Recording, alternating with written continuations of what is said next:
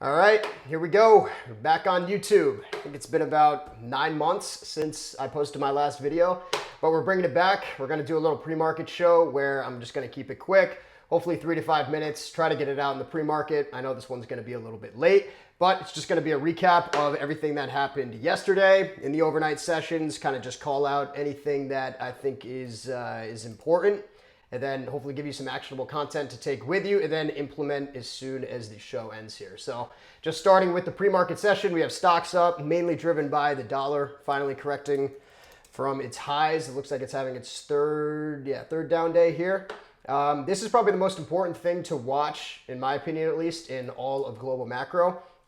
So, now you have a lot of people talking about how the top is in for the dollar. The dollar has an extremely high, or I should say everything else has an extremely high inverse correlation to the dollar. So what that means is when the dollar starts to correct, you'll get, a little relief in equities, commodities, crypto, you name it. But obviously that goes both ways. So if the dollar does not roll over here, and I'm personally not seeing any signs of a trend reversal, even a shorter term momentum flip here, just looking at our signal here, we are approaching the low end of the volatility range. Still bullish trend, positive price momentum. The range has 93.74% accuracy. So in my opinion, which is 100% from this, nothing has changed. So I'm expecting the dollar to, if it doesn't bounce here, bounce within the next couple of days, continue a move higher, and then that'll continue to pressure the equity market, crypto markets. You're actually starting to see crypto come down this morning. Bitcoin failed right at the top end of its volatility range yesterday. This one still remains bearish trend. No change to any of our signals here. Bitcoin, the thing with crypto is that I'm sure many of you know, as soon as it has, looks like it had 5 or 6 up days, it starts to suck a lot of people in. So once it sucks people in at the top end of the volatility range, that is just an awful spot to chase and to start buying here. So, Twitter yesterday quite literally could have passed as a golf course. The amount of wedges and shapes and lines, breakout patterns that you were seeing on that app was incredible. And Ethereum as well. Let's see. Ethereum's back down to 1556. Everyone was talking about the big breakout above the 1500 key level. I have no idea who deemed that a key level. It absolutely means nothing. Those are just talking points, easy for headlines. People chase it, whatever it is, what it is. It failed, but right again, back to the top end of the volatility range. And no change to the view here. It went bearish on our signal on January 5th, back around 3508. And since then, we really haven't had an opportunity to add to the long side. Yes, you could have. And this is for, I should also point out, this is for shorter term, risk managing these positions.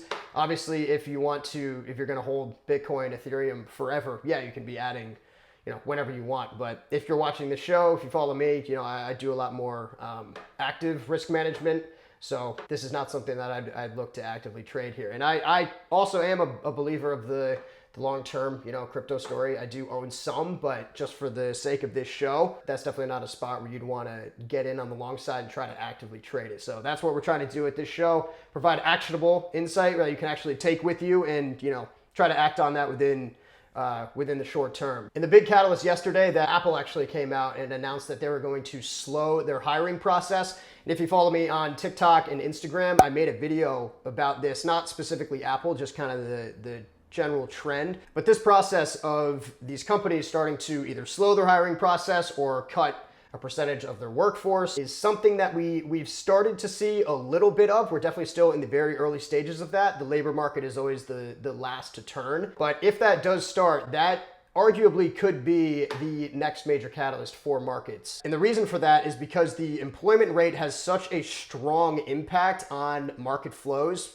passive flows that being, because no matter what the market condition is, we could be in a bear market for, what do we have now? 7 months, but we really haven't seen a major change to the unemployment rate. It's still sitting, I think, right around 3.6%. But if we do start to see a turn, this is why it's so important to pay attention to the direction and essentially the rate of change of that employment rate. The number itself doesn't really matter, but kind of where it's headed and where it is in that cycle, which I think we're pretty early on here. But if we do start to see more companies come out, say that they're going to either slow their hiring process, start cutting a percentage of their workforce, unemployment rate's going to go up. And then once that starts to happen, people are going to stop actively contributing to their 401ks and their retirement funds. And that's essentially what I'm referring to when I say passive flows, is because even when we're in bear markets, if employment remains high, you're always going to have that consistent stream of passive flows no matter what, right? So there's always going to be a buyer to some extent.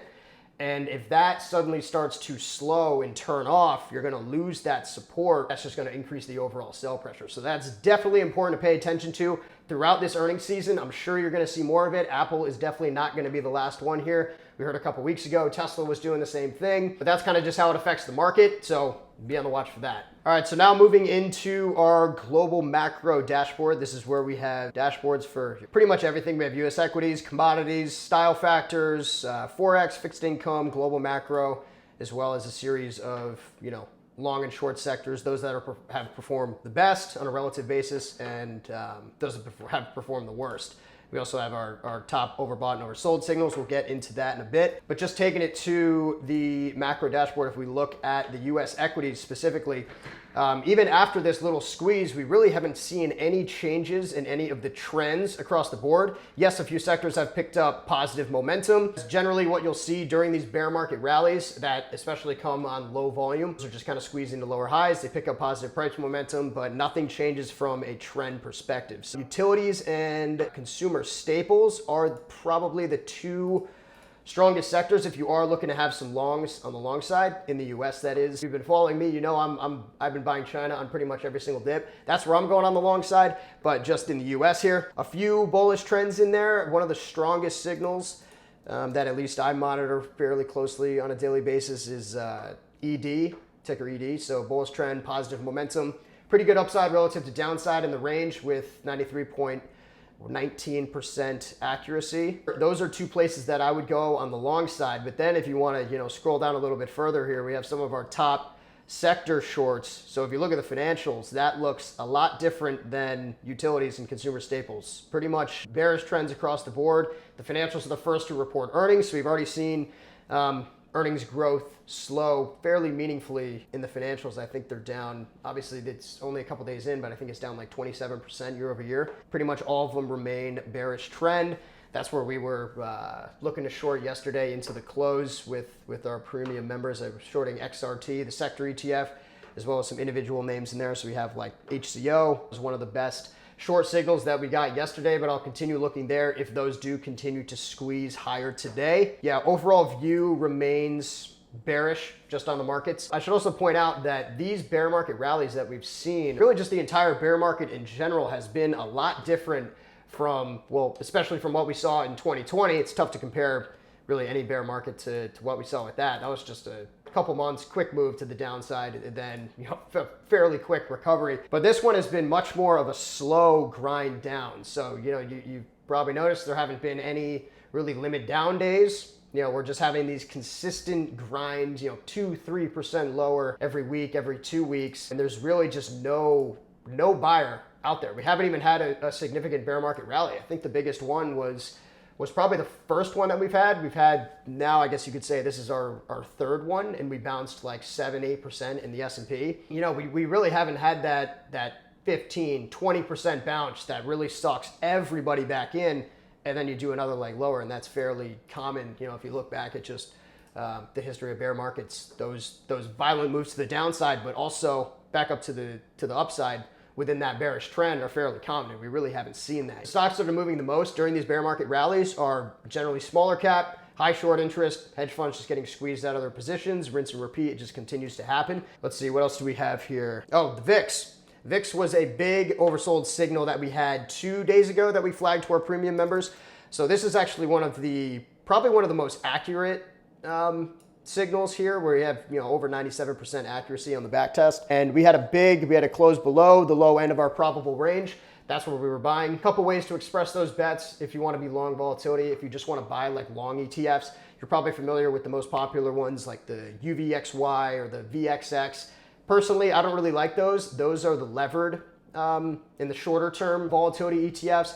So meaning if you don't get a quick move that goes in your favor, you're pretty much just going to be eating that theta decay just due to the structure of the options. You know, that's how they get all the leverage, is buying those shorter term futures. So if you don't have a move that works within a couple days or a week, you're going to be feeling that move to the downside. So the ones that I like to use just for long ETFs are ticker VIXM. It's a medium term future. So you can see this one probably tracks the price of the VIX most accurately. So this is something that you could actually buy.